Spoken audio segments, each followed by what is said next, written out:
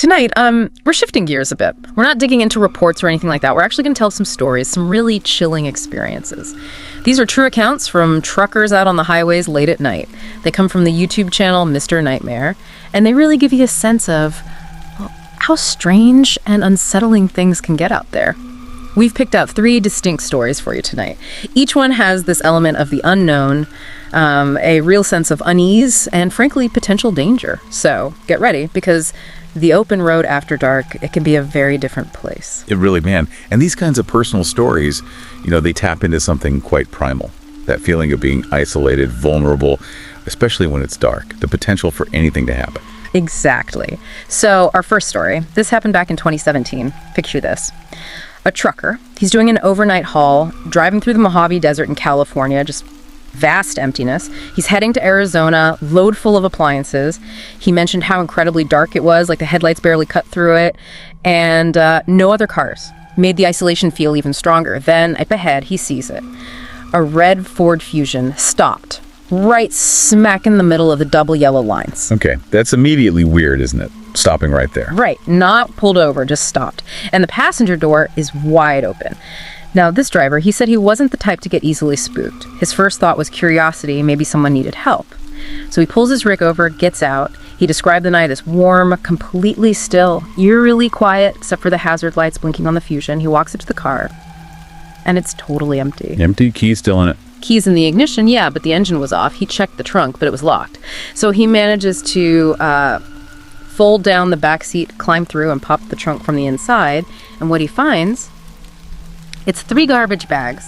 Squishy, he said. And a rope that looked like it had been used to tie the trunk lid down from the inside, maybe because it wouldn't close properly over the bags. He's just standing there trying to process this really bizarre scene. And then, bam! An incredibly loud gunshot rips through the silence. Oh, wow. Yeah, that changes everything instantly. You bet. He said he basically dove back toward his truck, and that's when he sees him. A man standing by the trunk of the Fusion now, short, kind of stocky red hair, wearing overalls and these shin-high boots, and he's got a small shovel in one hand and an old hunting rifle in the other.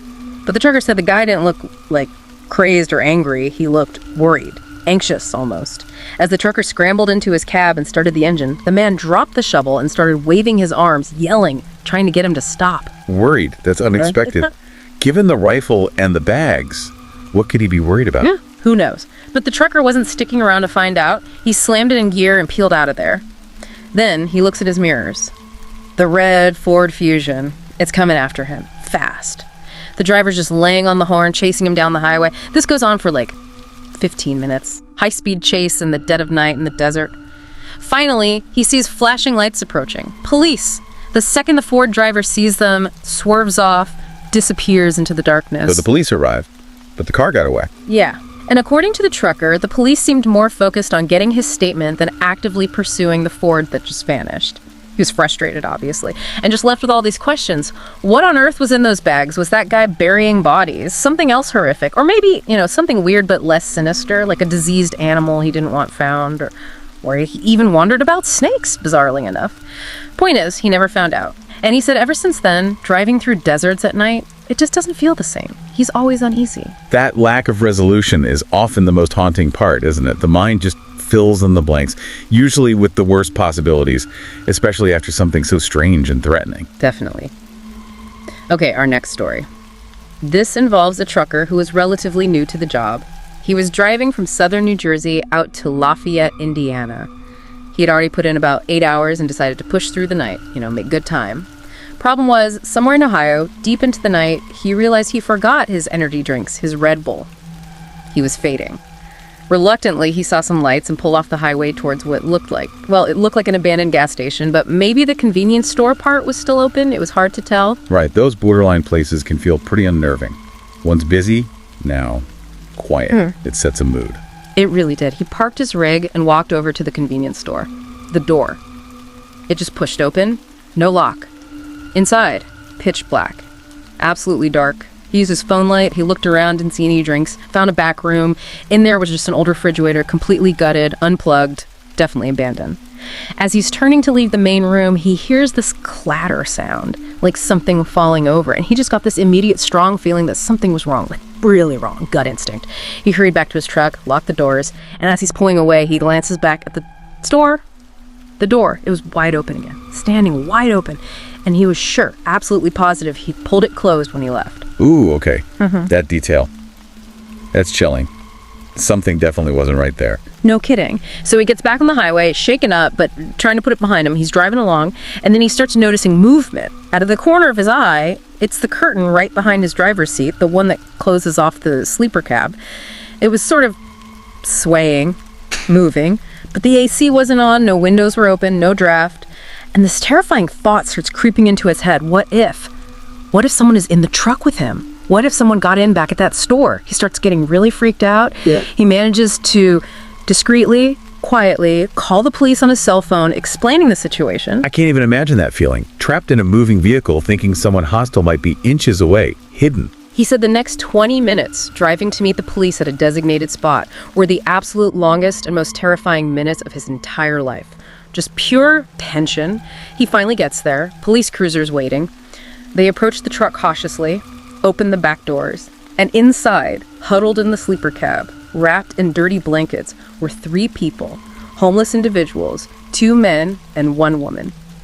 And the woman, she was holding 2 switchblades. They just stared at the trucker, didn't say a word, just these menacing glares. Wow, so there was someone in there. That explains the curtain, the feeling. But switchblades and the silence. Still very unsettling. Totally. The police took them into custody, but they refused to talk, refused to say what they were planning or why they were armed. The trucker never got any answers about their intentions. Were they just looking for a ride? Or something worse? It left him deeply disturbed.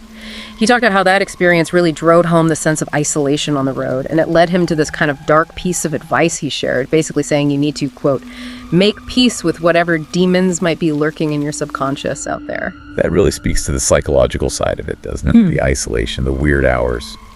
It can weigh on you. Your mind can become its own challenge. For sure. Okay, one last story for tonight.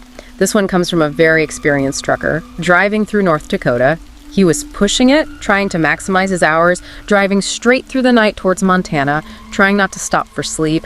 To stay awake, he was actually using smelling salts. You know, those ammonia inhalants? Yeah, that tells you how tired he must have been, pushing the limits. Definitely. But even with the salts, he started to doze off. He felt the truck drift, tires hitting the rumble strips on the shoulder. That jolted him awake. He knew, okay, this is dangerous. I have to pull over right now. But looking around, there was nowhere. Just dense woods flanking both sides of this dark highway. No exits, no rest stops in sight. As he's slowing down, looking for any sort of clearing, his headlights sweep across something in the road ahead. It was a purple dress, just lying there, right in the middle of his lane, on this otherwise completely empty highway. Just a dress that's incredibly odd, out of place, like a piece of a puzzle you don't have. Exactly. Strange, right? He kept driving slowly, scanning the area. A little further down the road, a pair of shoes, then more clothes. Random items, shirts, pants, and then children's clothes. Scattered along the highway, he stopped the truck. He said this wave of panic just washed over him. Something felt terribly, terribly wrong. Against his better judgment, maybe, he got out of the truck, stepped onto the pavement, cold morning air. He wanted to see the clothes up close. And as he's standing there, looking at this bizarre trail of discarded clothing, he hears it. Crunching sounds, like footsteps on dry leaves or gravel, coming from the woods, on both sides of the road. Oh no, that triggers immediate alarm bells, sounds you can't explain in the dark woods.